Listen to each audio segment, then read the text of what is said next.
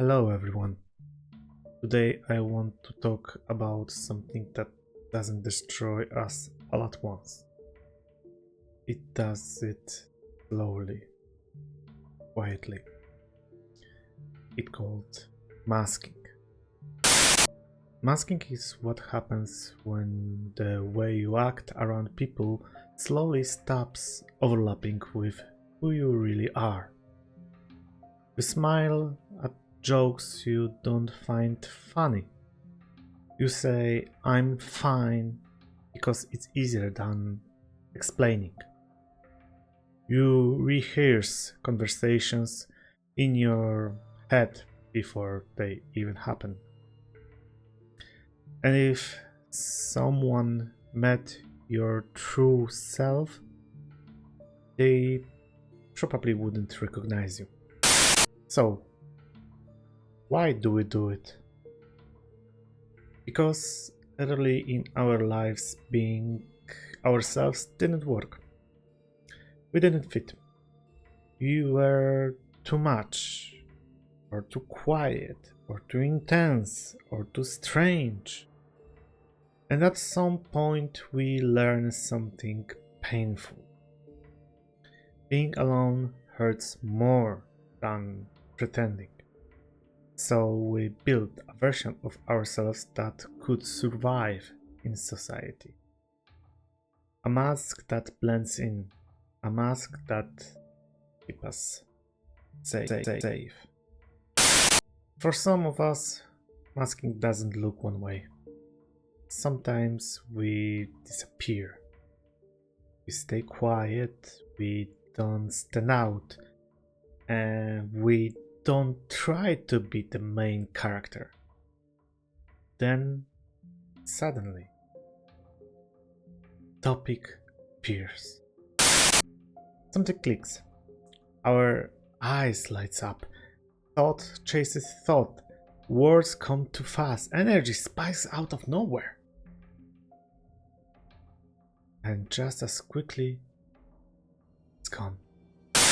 This back and forth can be confusing, especially when you live with autism and ADD at the same time. Too quiet, too intense. Never the right amount. So, we learn to regulate ourselves to others, to dial everything down, to stay acceptable. What are we hiding? Hyperfixations, fast thinking, routines, habits, the way our excitement looks different than others' people. Things that are harmless but were used against us. So we learn to be smaller, quieter, less visible. Does masking kill us? No, not literally. But wearing that mask every day, at work, at school, with strangers, sometimes even with people close to us, is exhausting. It drains our life battery faster and faster, until one day we call it burnout. And this is only one side of the coin. The other side is quieter and much more dangerous. After years of masking, something starts to blur. You stop knowing which reactions are natural and which ones were learned, which emotions are yours, and which one you practiced so well that they feel real now. Your body remembers everything, but your identity starts to fade. You wake up one day and realize you don't know who you are anymore. What do you like? What do you want? Where does the mask end? And where do you begin?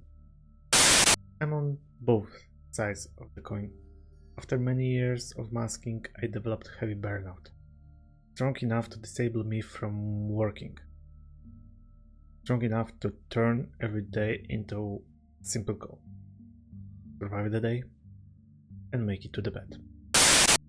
And somewhere along the way, I lost myself. I didn't know who I was living as, what that person liked, what thoughts were real, what emotions belonged to me. I wasn't pretending anymore.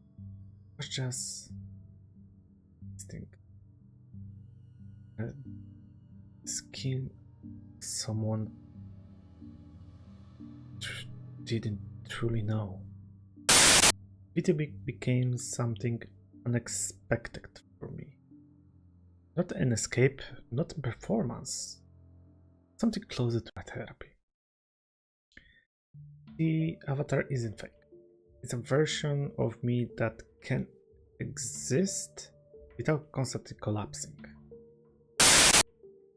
Being here allows me to slow down, to speak honestly, to notice what feels real and what doesn't. I feels like cleaning your own room after years of neglect. You recognize some things were never yours, and some things you decide to keep. So I want to ask you something. Are you masking?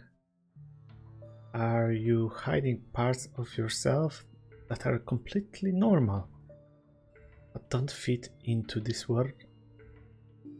You don't have to answer. You don't even have to know yet.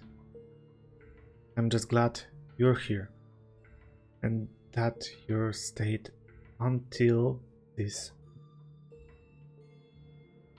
So that's all for today. Stay strong, Shadow.